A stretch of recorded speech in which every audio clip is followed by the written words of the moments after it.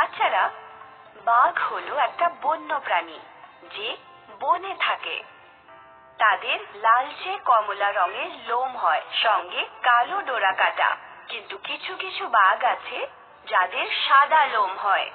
আমরা তাদের চিড়িয়াখানায় দেখতে পাই। তাদের খুব কম জঙ্গলে দেখা যায়। লোম মানে কি?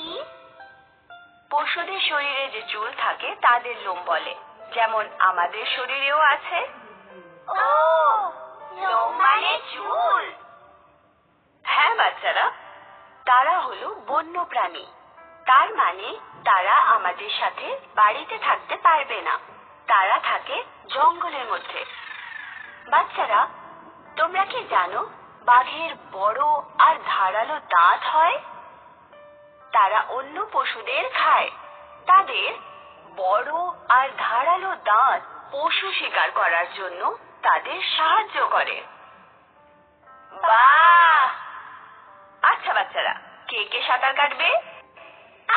আমি। বাহ! চলো বাচ্চারা, দেখো ঠিক তোমাদের মতোই বাঘও কিন্তু সাঁতার কাটতে ভালোবাসে।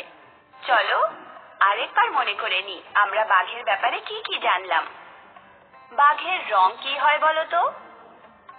কমলা আর সাদা লোম, তার সাথে কালো ডোরা কাটা।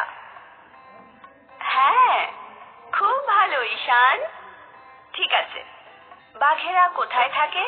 ঘরে নাকি জঙ্গলে? জঙ্গলে থাকে। খুব ভালো নায়রা, একদম ঠিক। বাঘের দাঁত কেমন হয় বলো? বড় আর ধারালো। খুব ভালো রিয়া, একদম সঠিক। তাদের বড় আর ধারালো দাঁত কেন থাকে বলো? যাতে তারা অন্য পশুকে খুব সহজেই শিকার করতে পারে। ঠিক আছে, এবার কে আমাকে বলবে যে বাঘ খায় কি? অন্য পশুদের। বাহ, একদম ঠিক। আমার সব বাচ্চারা কত বুদ্ধিমান। আমরা এবার বাঘের মুখোশ তৈরি করব।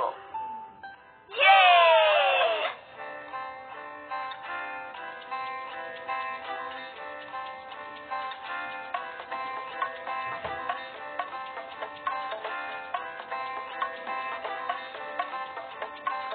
আর এবার কে আমাকে বলবে বাঘ কিভাবে গর্জন করে?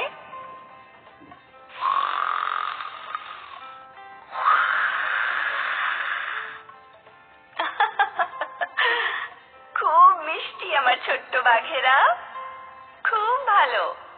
আমি খুব গর্বিত তোমাদের নিয়ে।